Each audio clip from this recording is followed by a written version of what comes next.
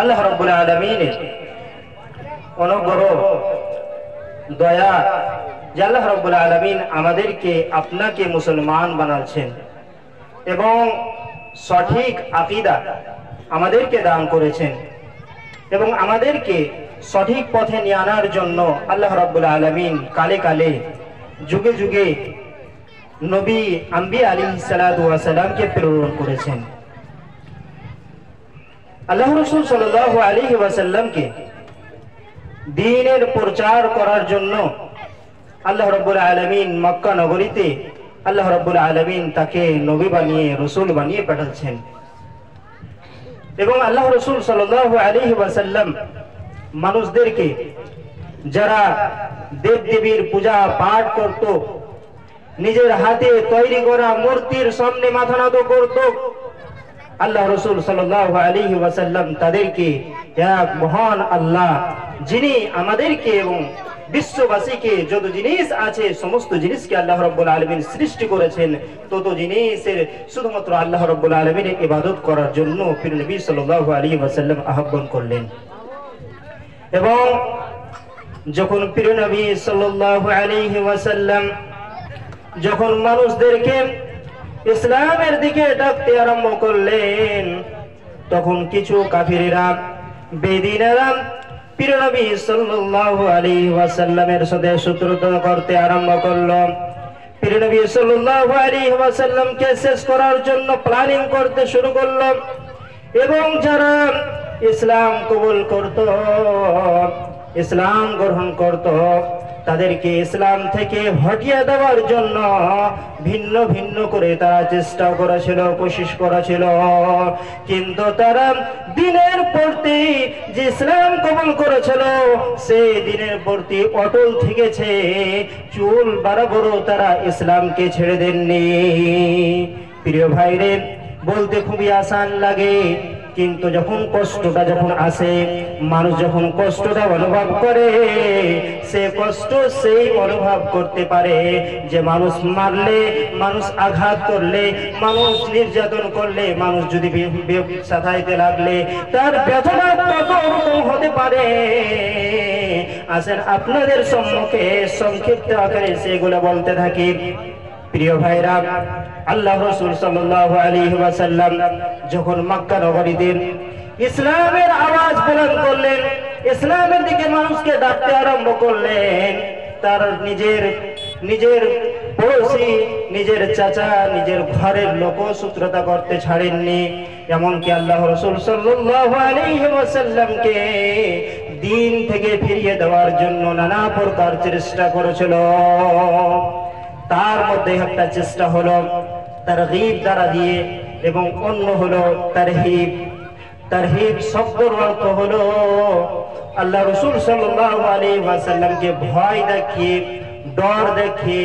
লাঠি ডান্ডার ডর দেখিয়ে, ওগো মুহাম্মদ তুমি যদি ইসলাম প্রচার করো, তুমি যদি ইসলাম প্রচার করো তাহলে তোমার সাথে আমরা দুশমনি করব, তোমার সাথে আমরা শত্রুতা করব, তোমার সাথে আমরা লড়াই করব। আর একটা হলো তারগীব দিয়ে, ওগো মুহাম্মদ তোমার এই দ্বীনকে প্রচার করার যদি উদ্দেশ্য হয় যে আমরা তোমাকে একটা আমির বানিয়ে নিব, একটা বাদশা বানিয়ে নিব, ওগো মুহাম্মদ একবার তুমি বলে দাও তোমাকে আমরা আমাদের মধ্যে সব থেকে বড় বাদশা বানিয়ে নিব। একজন ব্যক্তি প্রিয় নবী সাল্লাল্লাহু আলাইহি ওয়াসাল্লামকে এই লোভ দেওয়ার জন্য, এই লালচ দেওয়ার জন্য, টাকা পয়সার লালচ, ভিন্ন ভিন্ন জিনিসের লালচ দিয়ে নবী করিম সাল্লাল্লাহু আলাইহি ওয়াসাল্লামকে দ্বীন থেকে ফিরিয়ে দেওয়ার জন্য চেষ্টা করল। একজন ব্যক্তি এসে বলল, মুহাম্মদ আসুন তোমার সাথে একটু কিছু আলোচনা আছে, কিছু গল্প আছেন, সে কথাগুলো যদি তোমাকে ভালো লাগে তাহলে একটা কবুল করে নিও। তখন বলতে লাগলো, বলো রে ভাই তুমি কি কইতে চাইছো, আমার ব্যাপারে আমার সঙ্গে কি আলাপ করতে চাইছো? সে লোকটা বলল, ও মুহাম্মদ তুমি যে দ্বীনটা নিয়ে এসেছো সে এমন দিন নিয়ে এসেছো যে আমাদের আরব দেশে এই দিনের কথা কেউ বলতে পারে না। আর তুমি এমন দিন নিয়ে এসেছো মোহাম্মদ, যে ভাইয়ে ভাইয়ে শত্রুতা সৃষ্টি করেছে, নিজের ভাইয়ের সঙ্গে দাঙ্গা সৃষ্টি করে দিয়েছে। তুমি এমন একটা দিন নিয়েছো যে নিজের স্ত্রী স্বামীর মধ্যে গন্ডগোল লাগিয়ে দিয়েছো। হে মোহাম্মদ, তুমি যদি এই দিনের দাওয়াতের উদ্দেশ্য যদি হয় যে তুমি একটা আমাদের বাদশা বনবে, আমাদের আমির বনে যাবে, তাহলে মোহাম্মদ শুনে নাও, আমরা সমস্ত মানুষ মিলে তোমাকে সবে আরবের মধ্যে সব থেকে বড় বাদশা আমরা মেনে নেব। আর একটা বলল, ওগো মোহাম্মদ, এই দিন প্রচার করার যদি উদ্দেশ্য তোমার এটা থাকে যে একটা সৌন্দর্য মহিলা, একটা খুব সৌন্দর্য মহিলা ধনী ঘরের পেটি ছেলেকে বিবাহ করতে যদি তোমার উদ্দেশ্য হয়, মোহাম্মদ একবার বলে দাও, আমাদের আরব দেশের মধ্যে যত বড় ধনীর বাড়ি হবে, যত সৌন্দর্য থাকবে, যে সব থেকে বড় সৌন্দর্য থাকবে গো মোহাম্মদ, আমরা সে সৌন্দর্য মহিলাটার সাথে তোমার বিবাহ করিয়ে দিব। আল্লাহ রাসূল সাল্লাল্লাহু আলাইহি ওয়াসাল্লামকে বললেন, আগাও ওগো মোহাম্মদ, এই দ্বারা দিয়ে তুমি যদি এই মতো করতে চাও, তোমার উদ্দেশ্য এগুলো থাকে, তাহলে আমরা সমস্ত জিনিসের জন্য প্রস্তুত আছি। শুধুমাত্র যে দিনের দাওয়াত নিয়ে এসেছো, আল্লাহর দিকে আহ্বান করতে এসেছো, মূর্তি পূজাকে মানা করতে এসেছো, মোহাম্মদ তুমি এই সবগুলোকে তুমি ছেড়ে দাও। আল্লাহ রাসূল সাল্লাল্লাহু আলাইহি ওয়াসাল্লামকে লোক দিলেন, টাকা পয়সার লোক দিলেন, সৌন্দর্য মহিলার লোক দিলেন, বড় বড় মানসাবের বড় বড় ওহদার